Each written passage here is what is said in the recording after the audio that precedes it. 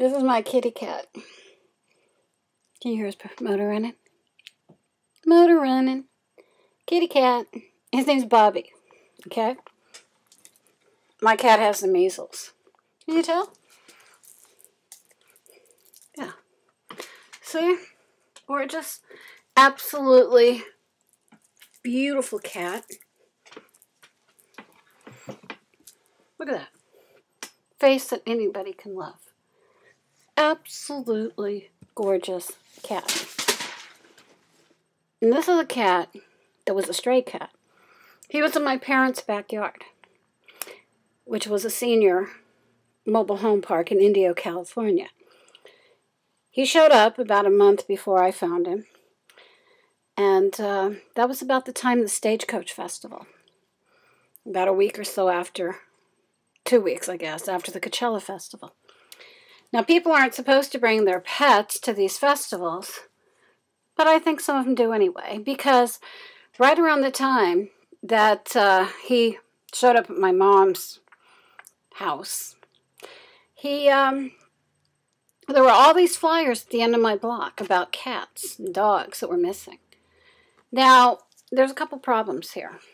You put up a flyer, you might think, oh, somebody's going to find my cat or my dog. Well, you know what? Maybe, but maybe not. Because those animals, they'll go running around in the desert, and nobody will pick them up, and nobody will send them home to you. Now, when I found Bobby, say hi, Bobby. Yeah. Can you hear him purr? Yeah, he's got a nice little purr there going. But he didn't purr for about 2 months after I got him. And he was afraid of the dark. He was afraid of the wind. He'd been a skinny cat. He'd been chewed up by other animals. And then I saw him, and I saw those measles. And I said, oh, you're so beautiful. And he came running up to me. And he became my cat. Now, I did the right thing. I asked around my mom's senior park, and I said, does this cat belong to anybody? And they said, no.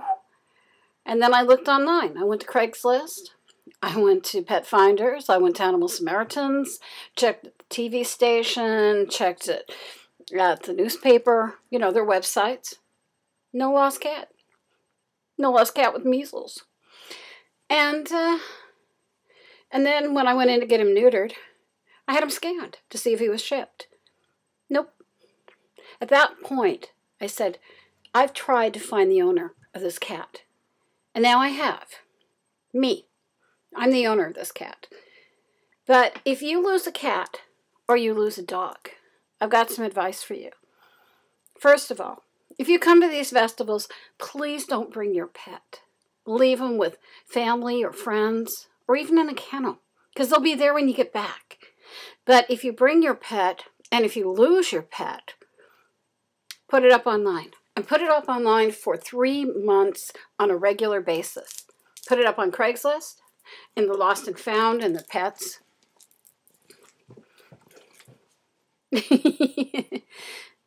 Put it up at Pet Finders. Put it up at Animal Samaritans. And even if you go to, like, I know that there's an animal control here in Indio. They only keep pets for 5 days. So, and that's what this cat would have ended up with animal control. And maybe somebody would have said, oh, he's got the measles. He's such a pretty cat. I want him.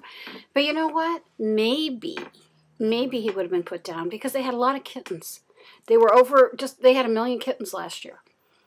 So somebody would have looked at him and said, oh, he looks like a full-grown cat. I don't want him. They might have gone with kitten. But instead, I looked and I said, okay, I've got leopard print stuff. I've got leopard print hats. And I have leopard print coats. And I have leopard print.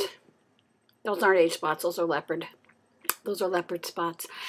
And leopard shoes. Leopard purses. Leopard couch cover. Leopard beds. Stuff. And now I have a leopard cat. Leopard print cat. I would have taken him even if he had just been a striped, gorgeous tabby. I haven't had a cat for almost 10 years, but I've got one now. Maybe this cat was yours, but you didn't tell me. You didn't have him chipped. You didn't have him up anywhere online. And if you put up a flyer, those flyers come down in a day or two. And you know what happens to your pets? Let me tell you a story. Here in the desert. Okay, Bobby, you can go off now. A couple months, well, 1 month, 2 months after the festival, there was a beautiful Cocker Spaniel and there was a beautiful Lhasa Apso. And they were around near where I live. And it was June. You know how hot it gets in the desert in June? It gets really super, super hot. So I go and I say, come here, come here. They were terrified of me. And they were hungry looking. They were obviously dehydrated. The Cocker Spaniel looked like it had tags. I think I saw a flyer about them 2 months before, but I didn't have any of the information. This year, I'm going to copy down all the information from all the flyers of Floss Pets.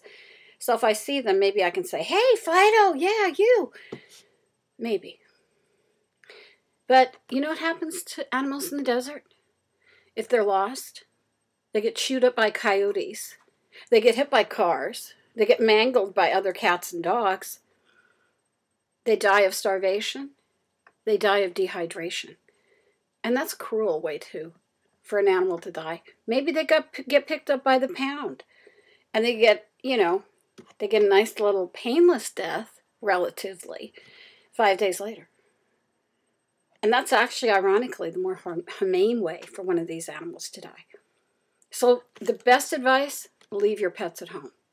And if you don't leave your pets at home, then have them chipped and also put it up online that they're lost. And do it for 3 months because you don't know. Somebody who finds that pet 2.5 months after you lost it in Indio at one of the festivals, somebody might find it. Maybe it'll be me. But I'm not going to know who that animal belongs to if you don't have it listed. If I don't have the information. So, basically, my cat has the measles. And he might have been your cat, but he's my cat now. And somebody might have a dog or cat that's roaming around India. Maybe they survived last year's desert heat. On the other hand, maybe they didn't. But love your animal and keep them at home, where they'll be waiting for you when you get back. And if you bring your animal with you and it gets lost, put it up online, the information. Or have them chipped. Anyway. By the way, if you like my jewelry, that shell by the sea on Etsy, and just tell her that Sid sent you.